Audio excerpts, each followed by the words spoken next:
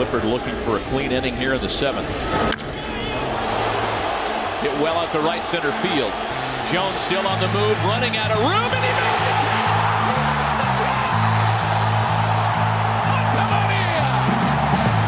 Ortiz into deep right field. Back is Sheffield. We'll see you later tonight. Chance of a lifetime for Luis Gonzalez. 2-2, bottom of the 9th. Game 7 of the World Series. Bases loaded. Infield in. 1 out. Floater. Center field. The Diamondbacks are world champions. Here's the pitch to him. A line drive down the right field line. That's headed into the corner. Sanders is over to play it. Eckstein's in. Erstad's in. Here comes Salmon. He scores. Garrett Anderson clears the bases. Wonderful touching. Batista with a drive. Deep left field. No doubt about it.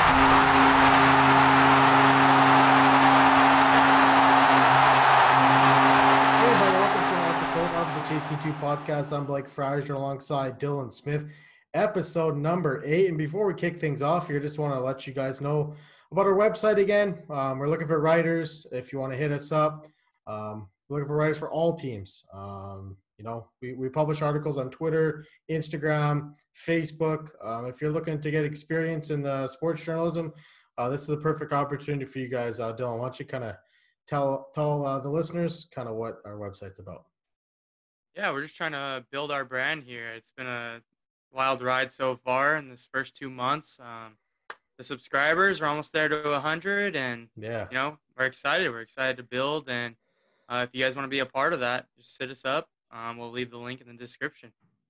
Yeah, so we're on the eve of September, halfway done the season. It's the home stretch to the playoffs, and trade deadline was today, and that's always a fun day for all baseball fans. Kind of sit in front of your computer, throw on MLB Network, kind of refresh Twitter, wonder what Jeff Passan's going to tweet, or Ken Rosenthal. So, lots of big moves. What was your thoughts on the trade deadline today?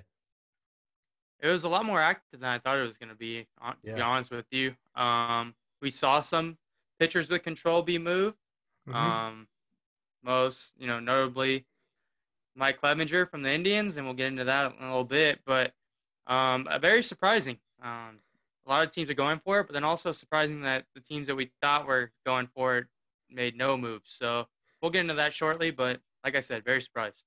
Yeah, so we'll hop into that out west. We'll kind of just go through each trade, what teams acquired what players. So we'll start with the Padres. They made a deal with the Cleveland Indians to acquire Mike Clevenger, Greg Allen, and a player to be named later. That was one of lots of trades that this Padres team made. They also went out and got Red Sox first base / DH slugger Mitch Moreland. They made a deal with the Angels to pick up veteran catcher Jason Castro. And then they struck another huge deal with the Mariners, bringing in Austin Nola, Taylor Williams, and Dan Altavilla, and Austin Adams. So, and they brought in Trevor Rosenthal too to shore up that bullpen too. So, the Padres made a lot of moves. They're kind of in go for it moves. So, they made a lot of moves. Yeah, very interesting approach by the Padres. Yeah. Clevenger's got control. I believe Greg Allen, Austin Nola. Most of the guys from the Mariners have control, but they also got some rentals. So, and they gave up a lot. They gave up a long list of players from that farm. Mhm. And what's incredible from that is they're still deep in that farm. Yeah. So, I hats off on the Mike Clevenger move. That's going to be huge for them. Paddock, Clevenger, Mackenzie Gore going with Dillinson Lament. That's going to be a nice little four going forward for them in the future, and they're going to need all four of them to try to fight off the Dodgers. Yeah, we'll just keep going here. The Rockies acquired Michael Givens, the longtime reliever for the Baltimore Orioles, and they also acquired Kevin Pillar. The D-backs acquired Travis Bergen from the Toronto Blue Jays, who's in the Robbie Ray deal. And the last team sorry about that. The D-backs also acquired Caleb Smith and Humberto Mejia, and a player we name later. And they also picked up Josh Van Meter and Stuart Fairchild from the Reds. So, like, when you look at the NL West, the clear favorites, it's got to be the Padres. I mean, you talked about it. You weren't sure about the approach, but is this the right time to go all in for the Padres in a season like this? Well, we've seen them go all in before, and it failed. A couple years ago with James Shields, the Uptons. No, even before that. This is pre-Machado, So, I think it's cool that they're going for it right now because they're hot. Obviously, in a shortened season, anything can happen. And if their goal is to make the best possible roster going into October, I mean, that's everybody's goal. But I mean, for the shortened playoffs and the expanded playoffs, then hats off. They added Trevor Rosenthal, Pomerantz, and Kirby Yates got hurt. Sorry, I had a little. That's right. Couldn't think for a second. They've added so many people, but adding Trevor Rosenthal, that's interesting because he's coming off the injury bug, finally got back on track, and now he's back. So I like the Padres. I like what they're doing. I think they have a bright future. As far as Jason Castro and Austin Nola, that was very interesting because they already had Hedges and Mejia and Torrens, I believe, and they just pretty much got rid of all their catchers and brought in 2 new ones. So that was really interesting. Mitch Moreland's going to look good in that lineup. Now him and Will Myers and Eric Hosmer can kind of float around at the DH spot and first base. So I like that move. But like I said, going back to Mike Clevinger, that's the move of the day. Yeah, for sure. And obviously you got Clevinger till 2023. Obviously, when you get a player like that with that much control, you're going to have to give up. And they gave up a top prospect in Taylor Trammell and that Austin Nola deal. Austin Nola is an interesting piece for me. He's a late bloomer, didn't come up to the major leagues from last year, spent 6 seasons in AAA, AA, AAA, 600 games. He definitely put his dues in the minors. And were you surprised that they gave up so much for a guy who's only had a little bit more than a year of experience in the majors? I think the big thing was trying to get the bullpen pieces. And today they added Taylor Williams, who's a really young, good piece. Mm-hmm. He throws pretty hard. He's kind of a 3/4 arm slot. He's going to be good for them. I think that move, though, was mainly about getting bullpen arms and trying to shore up that bullpen. And interesting, they went to Seattle to do so because that bullpen hasn't been great this season. There's some guys, Dan Altavilla, he's been pretty solid for them for a couple of years. So we'll see. They have a good core already that we know, and I'm excited for the Padres in October. Yeah, so we'll just touch on Clevinger one more time here. So last year, we saw Trevor Bauer throw the ball over the center field wall in Kansas City, and immediately he was traded. And this year, Clevinger lied about going out, breaking COVID protocols, and instantly he was traded. Do you think they traded him because of that, or was the return just too good to pass up? I think 100% that led to him being traded. Obviously, you have to send a statement, and the Indians don't like those antics, obviously, from both Bauer and Clevinger, and they decided to do something about it, and the Padres are going to reap the benefits of his mistakes now. Yeah, okay, we're going to ship over to the NL Central. The Cubs, they dipped into the AL East and picked up Jose Martinez. They also picked up Cameron Maybin from the Detroit Tigers, Josh Osich from the Boston Red Sox, and they picked up Andrew Chafin from the Diamondbacks. The Cubs, they definitely did a good job this deadline. The Reds picked up Brian Goodwin from the Los Angeles Angels, a good little player there with term still left on his contract. Archie Bradley also goes to the Reds from the Diamondbacks. And, the winner here is got to be the Cincinnati Reds. There was thoughts, are they going to be buyers? Are they going to be sellers? Are they going to trade Trevor Bauer? But, I mean, they're right there for the playoff spot. So what was your thoughts on the Reds deadline, and do you like their approach? Yeah, I mean, there's two ways they could have done it. They could have sold Trevor Bauer and tried to get a lot of pieces. He's obviously one of the best pitchers in baseball this year. Yeah. It's definitely interesting because they're going for that 8th or 7th spot in the NL, and they're chasing right now. And I think that they geared up for a run at the beginning of the offseason, and they want to stick with their plan. And hats off about for doing so. But hopefully they can re-sign Bauer, because if not, it's gonna Might be a lost backfire. cause. Yeah. Yeah. So when you look at the Reds rotation, they were talking about this in MLB Network. They potentially could be going up against the Los Angeles Dodgers. And if you're the Dodgers, you got to be a little worried. You might be running into Sonny Gray, Trevor Bauer, and Luis Castillo in a best of 5. That's got to be a little nerve-wracking for Dodgers fans. Yeah, it's almost deja vu from last year when they had to play the Nationals, when they ran into Yeah. Corbin, Strasburg, and Scherzer.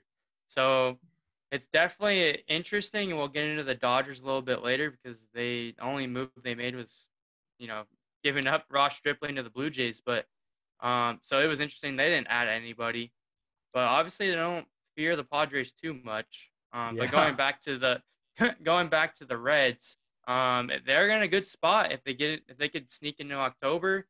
Archie Bradley is going to shore up that bullpen. The bullpen has not been good, and Rafael Iglesias might be not in that 9th inning role anymore.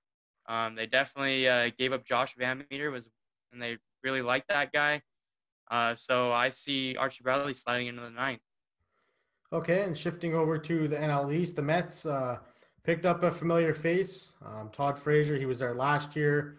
They also picked up Robinson Chirinos, also from the Rangers, and they picked up Orioles flamethrower Miguel Castro. So that was an interesting pickup for the New York Mets. Their bullpen struggling with Betances and Edwin Diaz blowing a few games here and there. The Phillies picked up Brewers reliever David Phelps, and the Braves went a little dumpster diving and picked up a bargain reliever, maybe for cheap, Tommy Malone from the Orioles. And Starling Marte went to the Marlins, and that was the biggest surprise for me, was Marlins kind of going out and getting an outfielder and Starling Marte.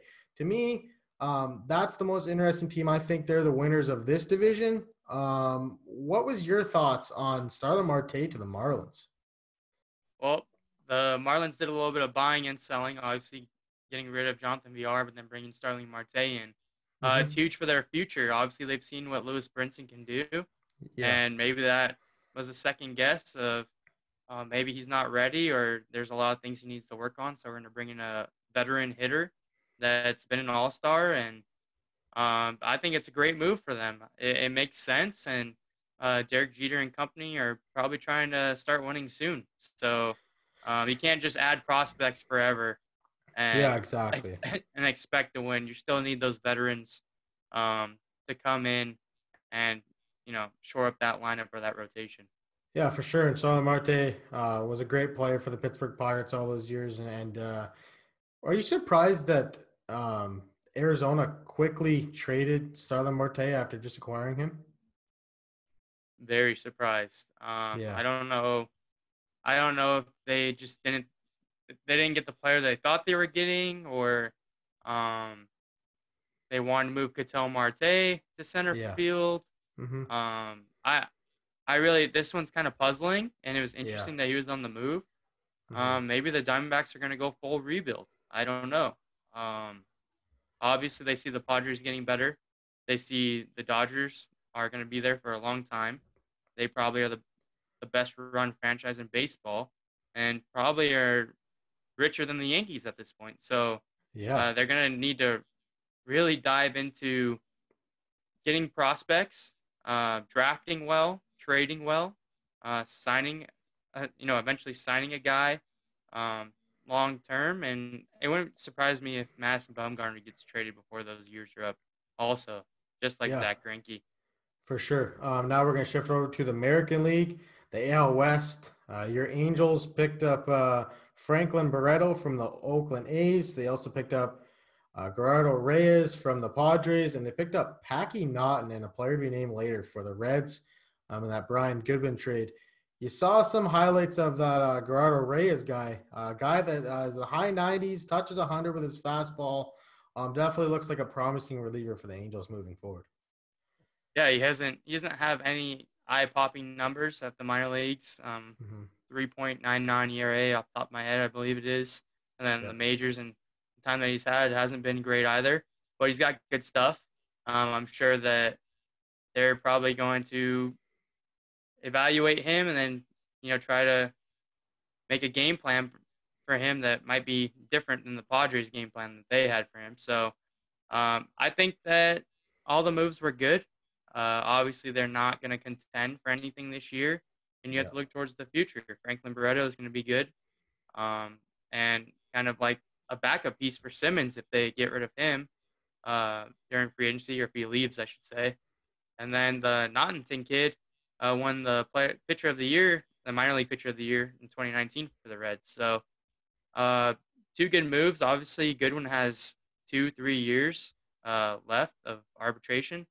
So that's a little bit surprising, but at the same time, they need pitching. It is what it is. Yeah, I'm going over to the Rangers. They got two players to be named later from the A's and two players to be named later from the Mets. So we'll see what happens there in those two trades. But the A's picked up Tommy La Stella from the Angels, and they picked up Mike Minor.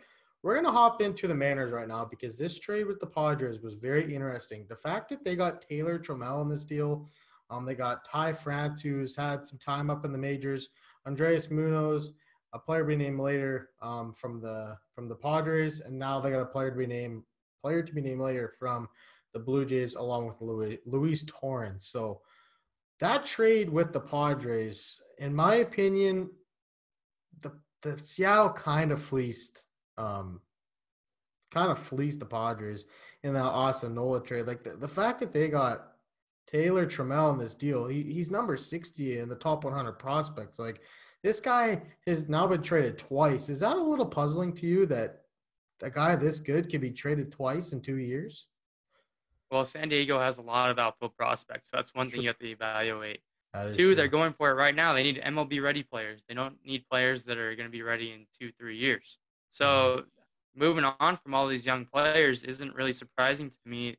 It's more of what they got back is what's surprising to me. I think they could have placed Trammell in a bigger trade, maybe with a greater prospect alongside him, and gotten a premier player.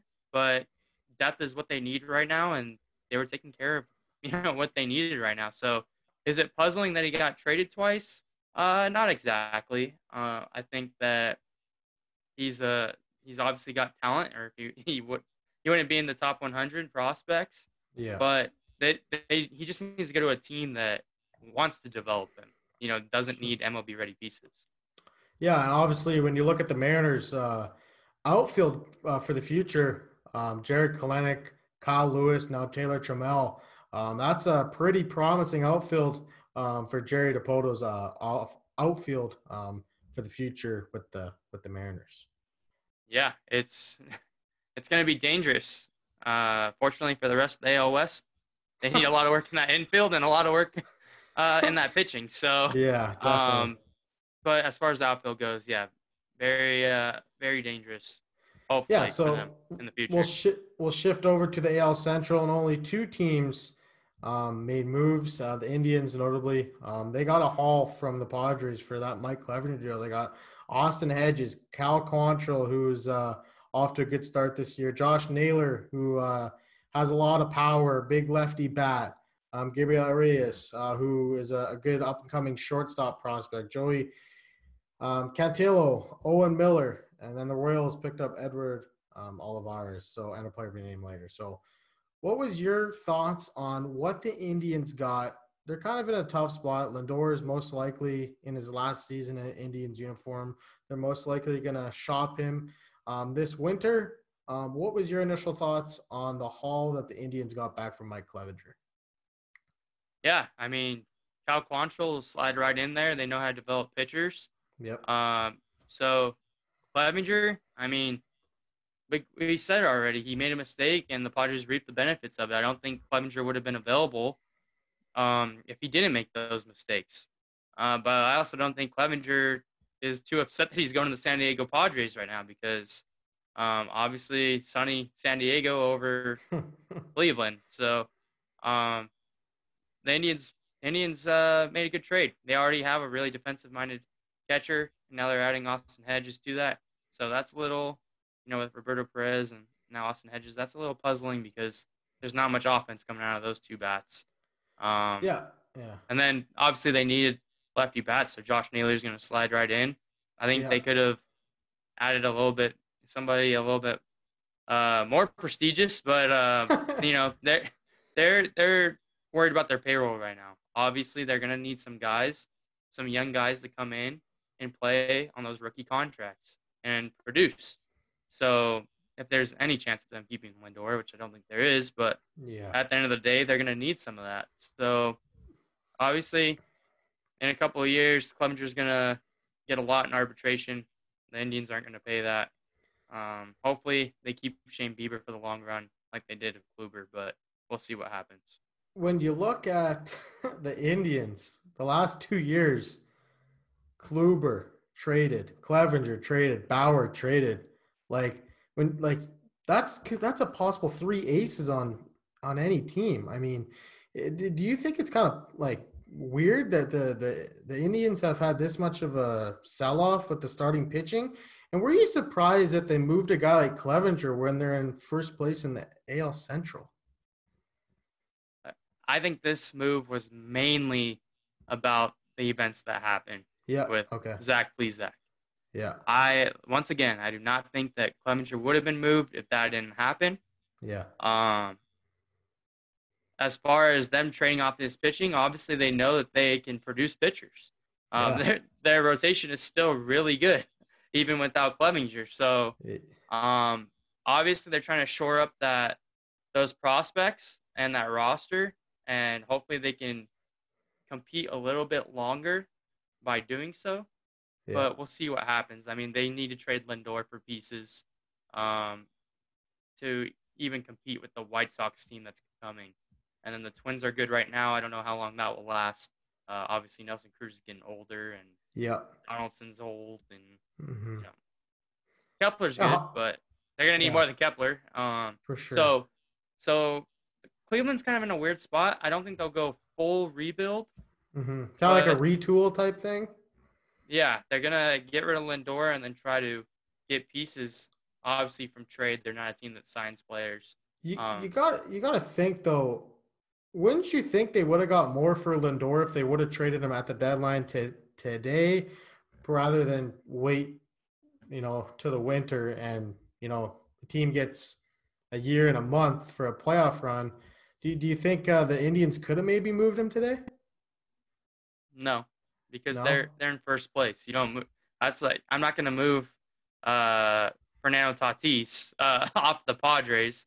Obviously, just in the same situation. Yeah. Say he had 1 year left. I'm not going to move Tatis when we're going to go to the playoffs. I'm not going to move Trout if we're going to the playoffs. I'm not going to move Mookie Betts if we're going to the playoffs. Yeah. You know what I mean? It's the same type of deal. This is it. They're gonna go for it. Yeah. I don't think they're doing a great job going for it, but they're gonna go for it this year. And then I think this offseason, without a doubt, he's gone. I mean, you have to retool that lineup and retool that rotation. Do you still see him going to the New York Yankees next year? You think that's still a good fit for him? As far as traded to the Yankees, or as far as signing with the Yankees? Both. I mean, Lindor is going to get paid. He's going to get a lot of money. He's probably going to get $300 million plus for sure. With the Yankees just signing Garrett Cole, are they going to get the checkbooks out again for this guy? Why not? I mean, might as well try to compete in the AL East as long as you can. You created this young core. Now you have to add these pieces. They added Stanton. It hasn't worked out greatly. Mm-hmm. And they added Cole, who's going to be an ace. I mean, no matter what. I mean, if he puts up the numbers that he did last year and throughout this season, I know he's had a couple of not great starts, but at the end of the day, you have to add those pieces. And third base, shortstop, second base with LeMahieu coming off this year, Mm-hmm. they're all going to be available. So Yep. obviously a clear fit would be Lindor to the Yankees. Do I think they have the prospects to get it done? I'm not sure right now. Okay. Yeah, shifting over to the last division that we're going to break down, the AL East, the Red Sox picked up Hudson Potts and Anderson Rosario in that trade for Mitch Moreland. They also got a player to be named later from the Rockies in the Kevin Pillar trade, and they got a player to be named later from the Chicago Cubs. The Orioles got Kevin Smith from the Mets in that Miguel Castro trade, and they also got a player to be named later. But the big winners in this division is the Toronto Blue Jays. They went out and they took this deadline, and they're kind of going for it too. I mean, they went out and got Robbie Ray from the Diamondbacks. They went out and got Taijuan Walker and Daniel Vogelbach last week from the Mariners. And then they go out and get Jonathan Villar, who is going to be a really good fit for the Toronto Blue Jays, serves a lot of versatility.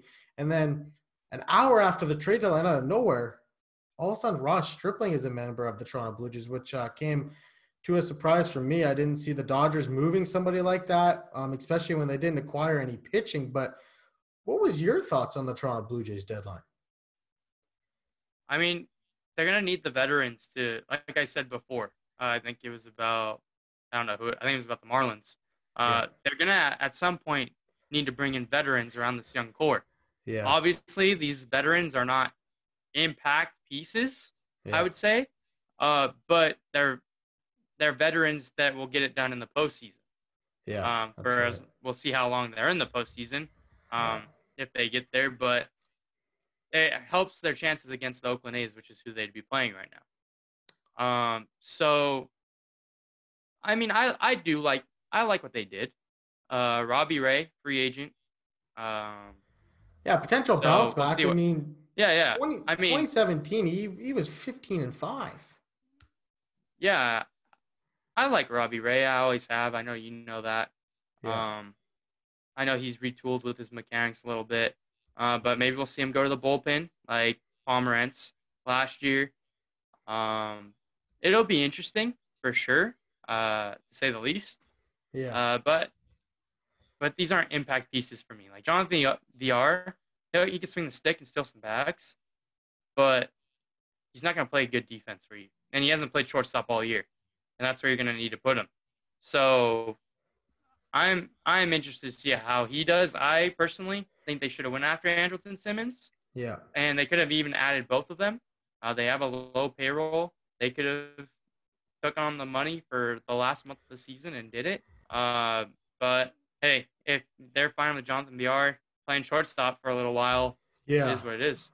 Yeah, so when I looked at the Blue Jays situation, I wanted them to acquire one of three players: Simmons, Jose Iglesias, and Villar. Villar is a interesting option. He's a switch hitter. He can play all over the diamond. He's obviously spent most of his time at second base, short, played some time at third, and can play the outfield too. And he's got 9 stolen bags, leads MLB in stolen bags so far this year. And that's an area that the Blue Jays lack. They're not a very fast team. And when you could put a guy like Villar at the top of the lineup,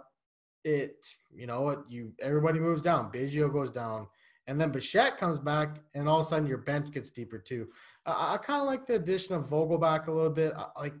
Obviously he's batting .094, and he's got a lot of swing and miss. But, I mean, the guy hit 30 home runs last year and drove in 75 runs. So there's still a lot of power in that bat. But obviously the Blue Jays went on a little bit of a run. They've won, I think, 12 of the last 16, and it pushed management to make these moves. I mean, I don't think they make these moves if it's a normal season. Obviously, you got a chance to make the playoffs now. I think their percentage of making the playoffs is over 83%. That was as of yesterday, but it helps when you're sweeping series and winning 3 or 4, right? Yeah, but I would counter this. They're playing really crappy teams right now, for one. Yeah. And 2, you could add Jonathan Villar, but you could also put him in the outfield, which is going to eventually need some platoons. Grichuk and And Teoscar Hernandez isn't going to do this over a course of a season, or at least they never have before. Yeah. So you could have added Andrelton Simmons, had him at shortstop, added Jonathan Villar, had him to go all around the diamond, and been in a lot better spot than what you are now, in my opinion. Yeah, for sure. And Ross Atkins mentioned that, the priority was to have defense in the middle of the infield, and that screams at Andrelton Simmons. I mean, he's one of the best defensive shortstops in all of baseball. So could have even done Iglesias. Yeah, I mean, yeah. Either one of those are better than Jonathan Villar. This is screaming offense to me, which, like I'm saying, you could have had a shortstop, had Bichette move over to second for the rest of the year, and then move Bichette back over to shortstop next season. That's what I would have done personally. I'm not saying it's not a bad deadline. Obviously, you do what you can do. You just can't get everybody. And sometimes teams want more than you're willing to spend. So I understand they probably that also influences their decisions. But I think that they could have added more of an impact player with these guys, maybe a Josh Bell, a guy like that, which I'm waiting for Josh Bell to get traded. And there's two teams, the Rays and the Blue Jays, that can use him and stick him in that 3-hole. Yeah. Joey Gallo was mentioned to be available today. If the Blue Jays would have added Joey Gallo, he could play third, first, outfield. Put him in between Vlad and Bichette and Biggio. Like that's a guy they need. Those are the type of players they need to get. A guy with pop, a guy that's going to get on base, and a guy that's going to play good defense. Yeah, and also Griffin Conine is rumored to be that player to be named later, going over to the Marlins, a guy that has a lot of pop. He's in the AA level, high A level. Struck out 125 times in 325 at-bats, so there's a lot of swing and miss in there. But, the Blue Jays clear winners in the AL East, and in a day where the Yankees and the Rays didn't do anything, you saw the Blue Jays step up and kind of take the reins and kind of show the AL East that, we're going to add some pieces and we're going to push for the playoffs. So it's going to be interesting to see how the rest of this season plays out. Obviously, the Blue Jays have 10 games remaining against the New York Yankees, and those 10 games are going to define if the Blue Jays are a playoff team or not. So, I mean, obviously they don't have to play the Rays no more, and they're done with the Orioles. And, they're going to get into the tough schedule. September is really tough for the Blue Jays. But we're going to hop into the losers of the deadline. And we'll start with the New York Yankees, a team that has been banged up a lot. Definitely could have used some help in the starting pitching and some other depth, because right now their depth is starting for them, so they don't really have any right now. What was your thoughts on the Yankees and their inactivity at this trade deadline? Disappointed. I mean, There's no other word. If I was a Yankees fan, I'd be so disappointed, because you go out and get Garrett Cole, and that shows we're all in. But at the same time, you're not willing to make moves for a guy like Mike Minor, who was moved today. Yeah. Robbie Ray, that was moved today. Ross Stripling. All those three guys would help you right now. Yeah. Because the rotation, Paxton has not been good. Jay Happ finally threw a good game. Tanaka's coming off the books this year. You're gonna have to get pitching at some point. Garrett Cole can't throw every game, right? Right. I mean, it's disappointing. You think they would have gone all in for Clevinger.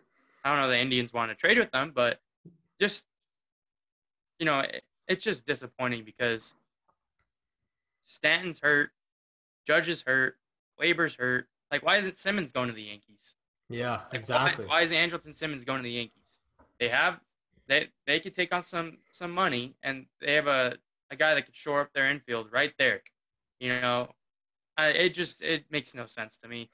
They better watch out because they're not playing good baseball. And I think if you would have made a couple of decent depth moves today, that would have rejuvenated that clubhouse. But they didn't.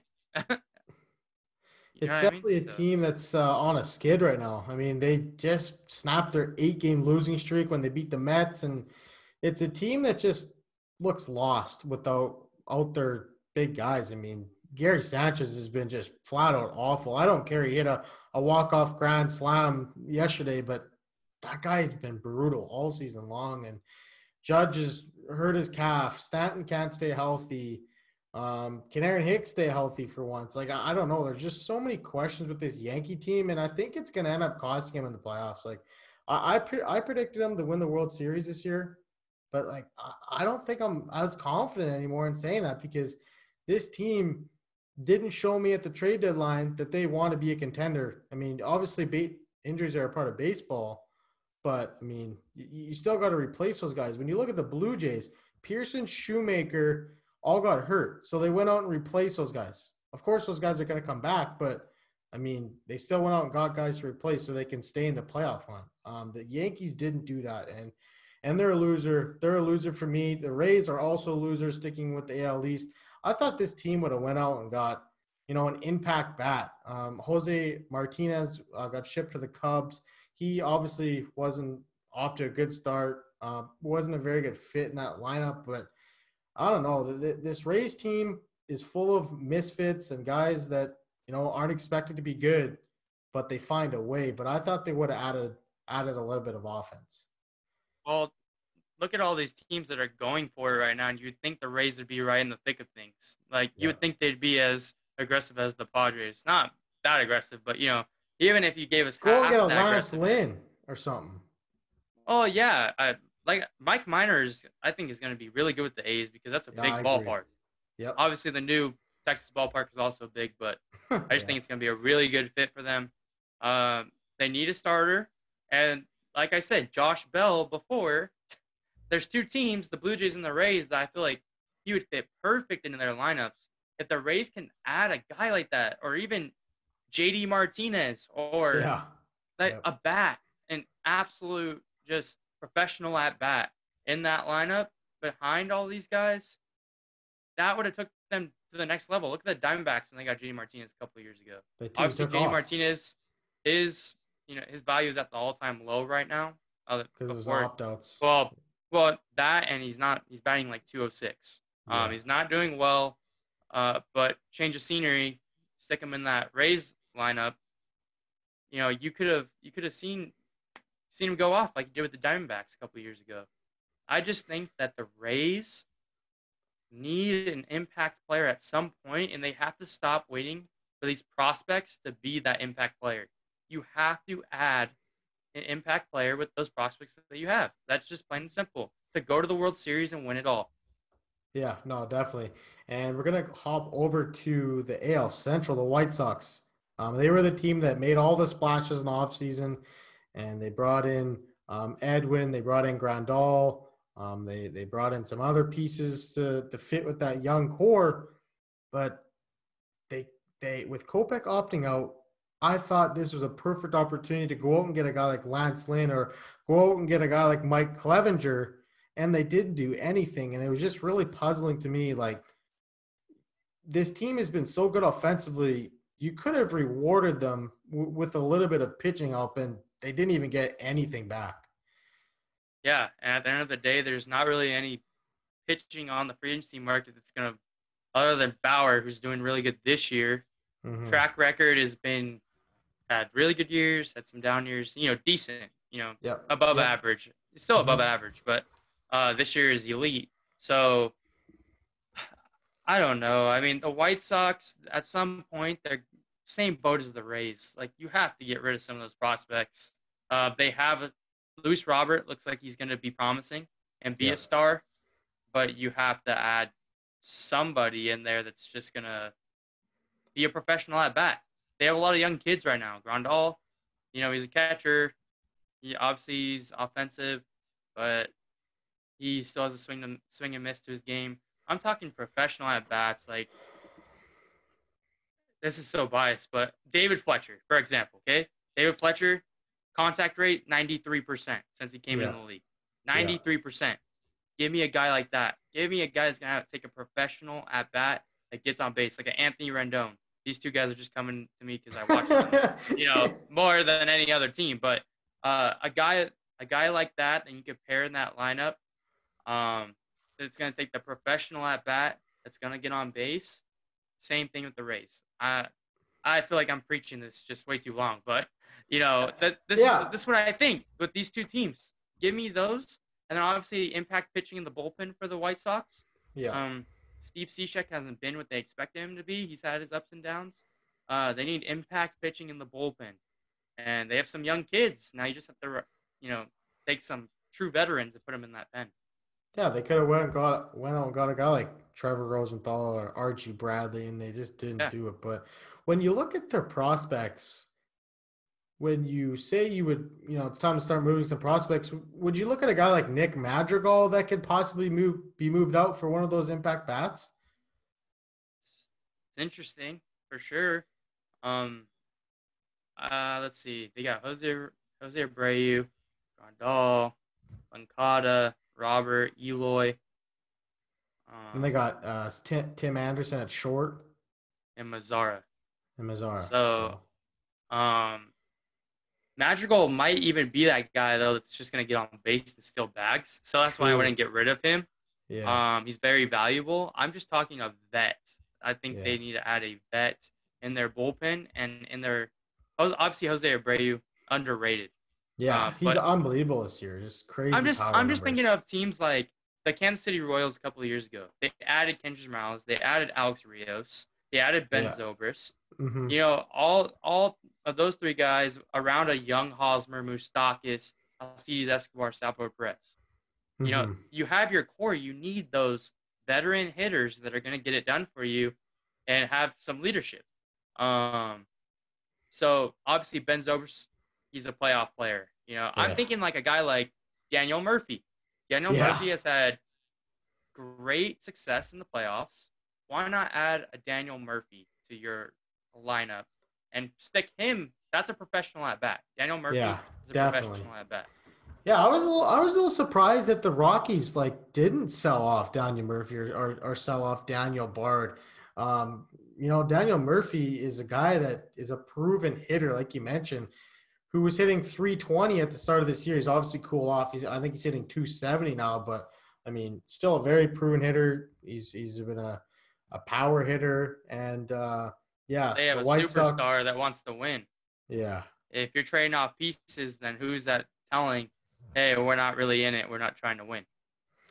Arenado's already given the Rockies his thoughts on, what the hell are we doing here? I didn't sign this big contract to lose, come in last place. Yeah. So obviously Arenado can be frustrated by them selling off. And I think this is a sign from Rockies ownership to Arenado that we're sticking with you. We're giving you the opportunity to go to the playoffs. So, they are on that bubble though to make the playoffs. So that they're kind of in a tough spot. So I mean, it's tough. But I understand where you're coming from. I'm just saying, Arenado and this offseason, I understand why the Rockies aren't moving. True. The Twins, they took the league by storm last year, had an MLB record in home runs, but they added Donaldson this year, and they added Kenta Maeda. I just thought they would have added one pitcher, a lot like the White Sox. They just add that guy like Mike Minor, or go out and get a guy like Robbie Ray, just to give him some professional pitching. Their pitching's not good enough to win the postseason. You saw that last year against the Yankees. They got swept because they didn't have good enough pitching, and you can't rely on winning playoff games by hitting home runs. It just doesn't work. You got to have guys that can play small ball. You got to have good pitching, and the Twins just fail to see that message, in my opinion. Yeah, and at the same time, they're a low market team that probably feels they can't re-sign these guys. They went out and traded for Trevor Bauer. Are they really going to re-sign him? Do you think Probably with not. Trevor Bauer, everything that he does with momentum, okay? This offseason, I think he loves the Reds. Obviously, Kyle Bodie's there. They brought him in. That's his main pitching guy. But do I think that Trevor Bauer is going to go to a bigger market to build his brand? Absolutely. Because right now, players that want to build their brands are going to go to bigger markets. It's just plain and simple. New York's, California. So for me, I think that the Twins need to go get a young, they have Jose Berrios, and Jose Berrios when he first came up, was like, man, this kid's gonna be good. Like, honestly, I thought he was gonna be like similar to Jose Fernandez Oh, when he wow. was. That's how good I thought Jose Barrios was gonna be, and he's just kind of always been. I'll give you those good starts, but he's no Jose Fernandez, you know. So I think they need to go after a guy with control that is possibly signable. Like, I love the Odorizzi move that they did Mhm. a while back. That's a guy that is just interested in playing ball and a guy that will eat innings and get it done. They need guys like that. Obviously, if they traded for a big name guy, I don't think they're going to be able to re-sign because a lot like other teams, usually those players are like, I'm getting out of Minnesota, getting out of Kansas City. It's like Hosmer went to San Diego. You know, Moustakas, he stayed for 1 year because he wanted the bigger contract, then got moved. I just for example, I just think that like Lindor, he's gonna go to New York. For example, I just think that Minnesota needs young, controllable pitching, and like a guy like Mackenzie Gore, break the bank for that guy. Or like a guy Then like Clevenger. That's a guy that's young, got control, right? yeah, I just don't think that the Indians they're in a playoff race with them. Oh So I yeah, don't that's think that true. I wasn't putting two and two together. Yeah, I forgot they're in the yeah, same but division. if the Clevenger was in the NL, yeah, go after a guy like Clevenger. Yeah, But even true. him, I don't think he's resignable. Like these guys are not resignable. They don't want to go to the cold. They don't want to play in Minnesota. Yeah. So Hey, what are I you just talking about? think Minnesota's great state, buddy. Come on. Nah, just kidding. But yeah, let's. it's nice. I'm just saying that if you could go play in San Diego or Minnesota, which one do you gonna Yeah, definitely Minnesota. But nah, just joking. But yeah, definitely San Diego. But hopping into the Houston Astros, they didn't have any matchmakers to bang on their cans at the deadline, and man, it's kind of funny. You pointed this out to me how the Angels and the A's both, or pardon me, the Angels and the Rangers both helped out the A's, and they kind of screwed over the Astros. But we talked about this last week about general managers and executives. Will they trade with the Houston Astros? And the answer is no. I mean, they clearly need some help on the pitching staff, and they made zero moves. Yeah, George Springer he's gonna be a free agent this year. So, yeah, the Astros are kind of SOL. So, Yep. so I don't know. I expected this. I didn't think anybody was gonna sign with the Astros or Yeah. trade with the Astros. Sorry. Yeah. Yeah. And I think it's gonna be that way for maybe another year. Give it 2 years, and then teams will be like, all right. There's That's some your pieces I your want off punishment that. is over. Yeah. Yeah, there's some pieces I want on that team, and by that time their run will be over. Because I don't think anybody's signing with them. I don't think anybody will trade with them, uh, unless a lot of money. I think Michael Brantley's gone. I think Springer's gone. Yeah. So this might be the last run for the Astros because Altuve's been a ghost, and Bregman will be there for a long time, obviously. Altuve, man, just you wonder if this guy's been cheating his whole career. I mean, this guy won batting titles, and now it's like I've never seen a guy that's won a batting title struggle this much. Like to his defense, there's been a lot of good players that have struggled. Like Cody Bellinger got off to a horrible start too this year, and other players got off to bad starts. Rendon, obviously, he was hurt, but he got off to a bad start. Obviously, he's recovered from that. But when you look at the Astros, it's like there's just so much pressure on them because of what they did, and they just seem to like they haven't really recovered from it. Yeah, and I don't think they're going to. I mean, they're screwed. I mean, at the end of the day, I think this is it. They had their run. They won their fake championship, and this is it. I mean, that they made their grave. Now they got to lie in it. That's just, at the end of the day, that's what it comes down to. And it's unfortunate, but their time is coming to an end. That's all I'll say about that. And when you look over at the Atlanta Braves, a team with tough breaks, obviously, the ace tears his Achilles. Mike Soroka, who was NL Cy Young candidate last year. Cole Hamels, the free agent acquisition that they brought in, hasn't even pitched a single inning for the Braves this year, I don't think. And Mike Fulton-Evidich hasn't been very good at all. I mean, he's in the alternate side. So this was an opportunity for the Braves sitting in first place in the NL East, and they didn't go out and make a move. It's just like, it was just so puzzling. There was some teams to me that just could have made a move to solidify their position in that division and kind of separate themselves from the second and third, and they just stood pat. It was just very confusing to me, especially from the Braves standpoint. Well, also Sean Newcomb. That's another guy that hasn't done anything this year. So pitching's definitely that starting rotation is kind of puzzling right now. Definitely losers today. They got Tommy Malone, who started for them, I believe, last night. Offense erupted, so it didn't really matter what he did on the mound. But I think they're gonna go for a guy like Bauer this offseason. I think their focus is on free agency. Yeah. And they don't want to get rid of any of those young pieces right now. They have Bryce Wilson and Kyle Wright looming. They're coming soon. Yeah. So 1 year, the more you wait, it's one more older Freddie Freeman. Yep. So every year you wait, the older Freddie Freeman's getting. 1 year lost of Acuna, 1 year loss of Albies. Every year you wait, it's 1 year older. So we'll see if they go all in. And I think they will be a team that goes all in at some point. I thought like a reunion, like with Mike Minor, even like that would have solidified that starting rotation. Like somebody like that has some familiarity with the organization. Like I thought maybe a guy like that or Robbie Ray, like somebody like you got to do something to put your team in gear a little bit. I mean, obviously, like I said, injuries are a part of the game, like I mentioned with the New York Yankees, but you got to go out and replace some of those guys. But I mean, why not like a guy like Johnny Cueto? Yeah, I mean, if you could work out the money, he has postseason experience. He's won a World Series, and that's a guy that's going to eat you innings. I don't understand. That's what they need right now with that offense. They need a guy that's going to give you competitive innings.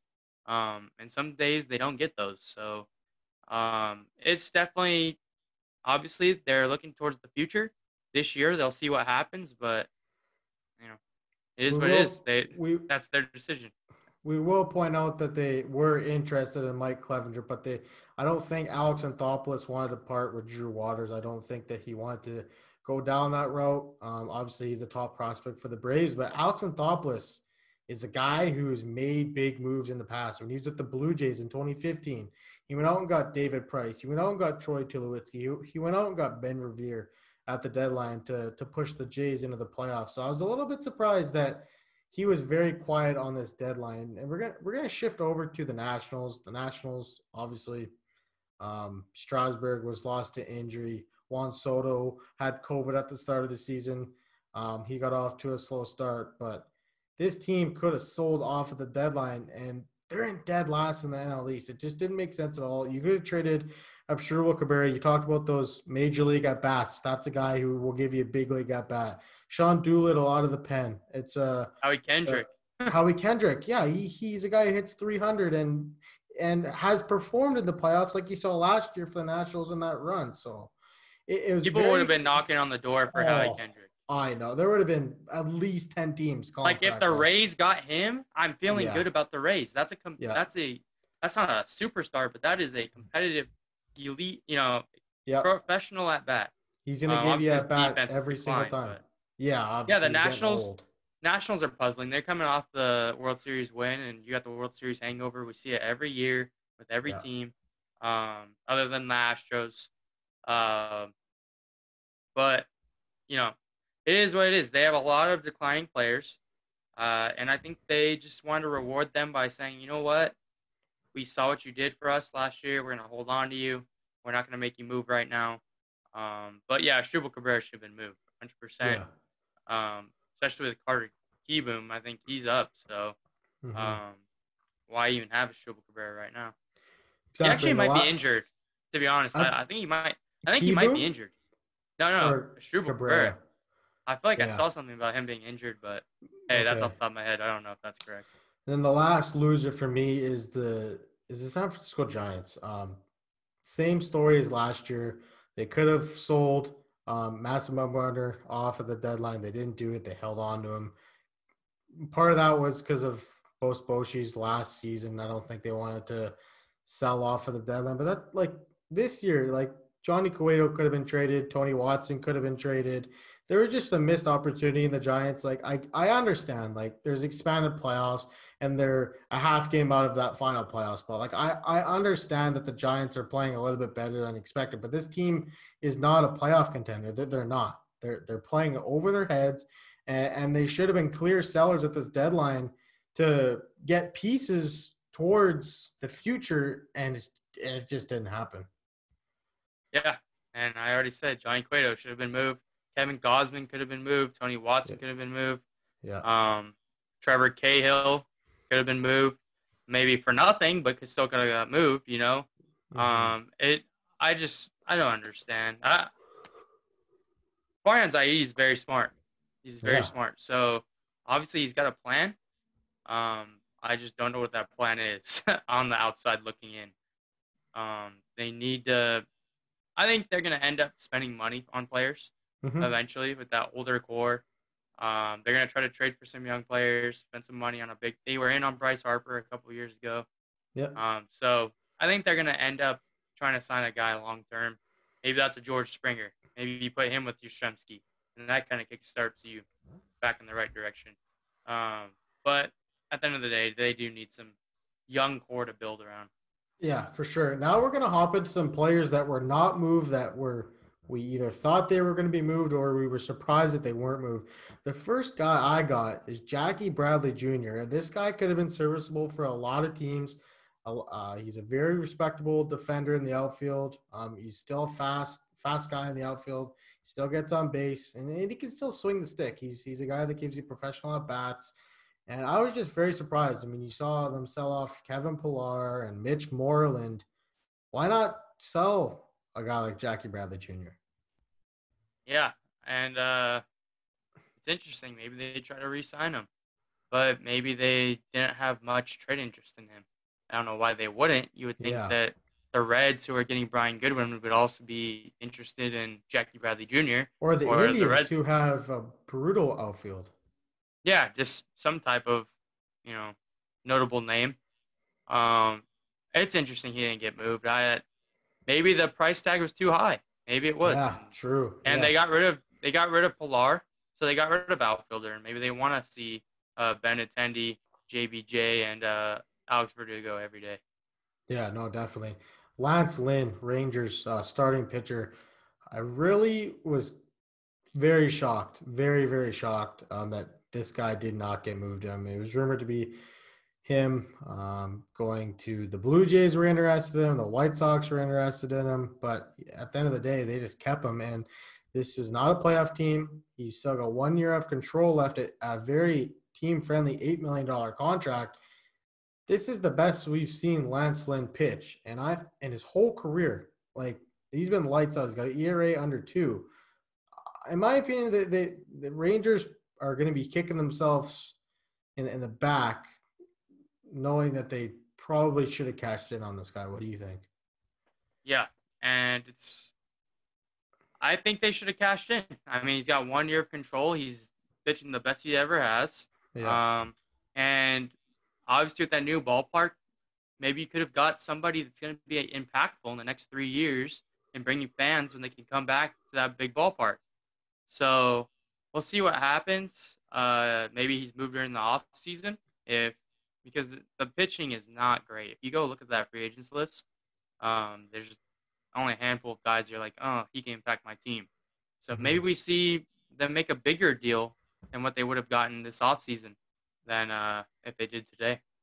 Whit Merrifield, another guy, plays for the Kansas City Royals. He's got 3 years left of team control, shortstop, second base, kind of a guy that can play all over the field. This guy is one of the best bat-to-ball hitters in all of baseball. This guy hit 300. I think his career average is like 295. Like, he gets it done in the box and is an impact bat. I was shocked that a contender did not go out and acquire this guy for a World Series run. Well, obviously the price tag is extremely high on him. Yeah. Because we've been waiting for him to get moved for 3 years in a row now. So, Yeah. obviously the Royals cherish him and, think very highly of this guy. And I would too if I was in management. So I think it just came down to the price tag was just way too steep. And maybe he gets moved during the offseason when teams are ready to see the whole landscape of the league, where it's moving. Are we going to have 162 games? We're going That's to all have it takes. money. What's our money going to look like? So all of this, influences these teams' decisions. It's easy to take these rental players on because they're off the books at the end of the year. But if you don't know the landscape of the league for the next 2-3 years, it's hard to make those choices of I'm going to give up my farm for a Whit Merrifield. Mhm.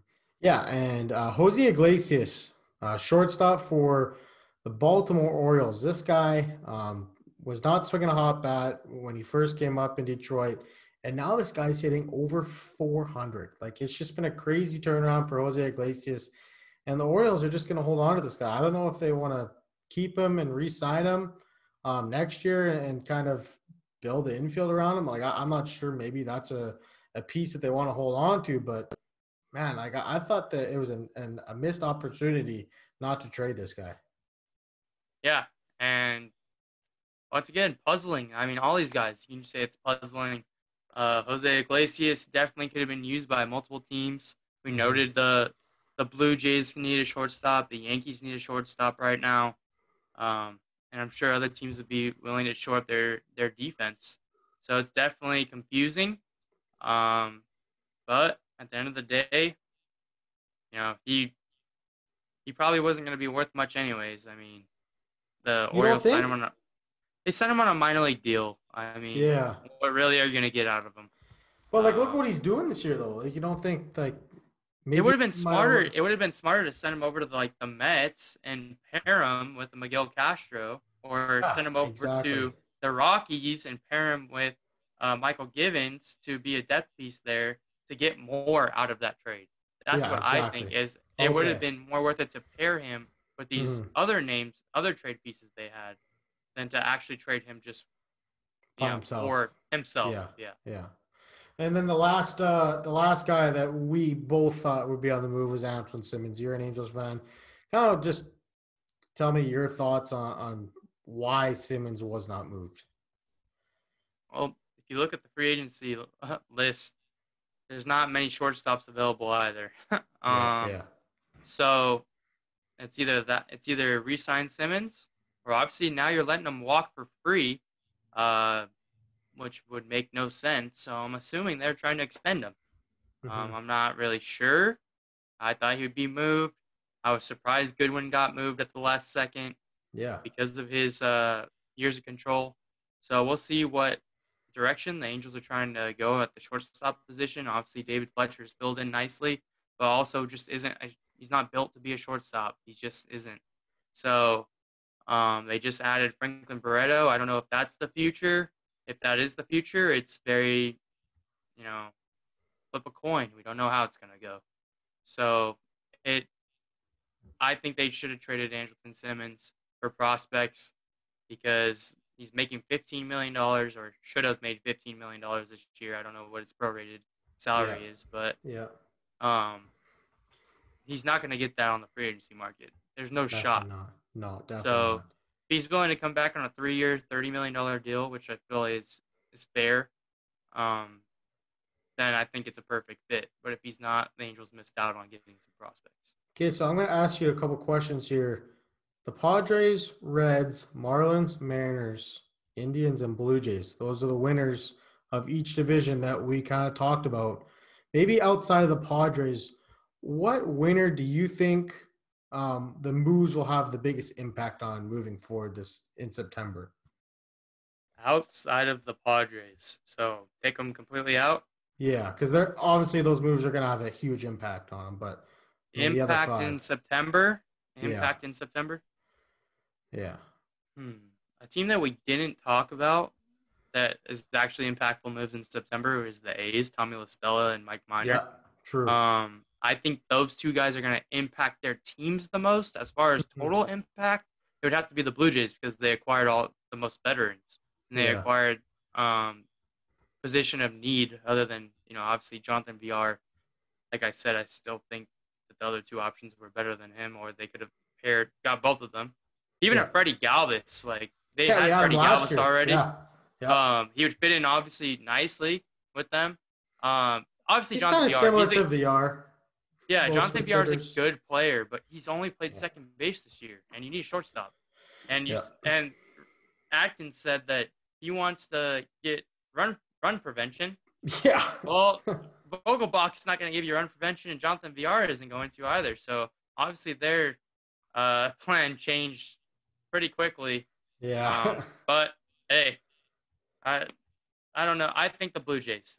To answer your question as far as impact in September, it's either the A's or the Blue Jays. I think Mike Minor is going to do great for the A's. Okay, yeah, we'll just end this episode by wrapping up here. We did launch our website. We're looking for writers. If you want to write for us, let us know. Go to chasing2.com and tap join our team.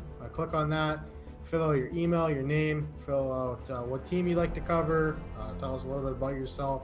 If you had an experience writing in journalism for sports, let us know. We're looking for all writers. Unfortunately, we can't pay our writers right now. We just launched, but maybe we get to that point if we get enough writers and this thing blows up. But yeah, trade deadline was wild. Clevenger trade, obviously a blockbuster. We saw Justin Verlander go a couple of years ago. It's always nice to see those blockbusters on trade deadline, and thank you guys for listening. Yep, take care, guys.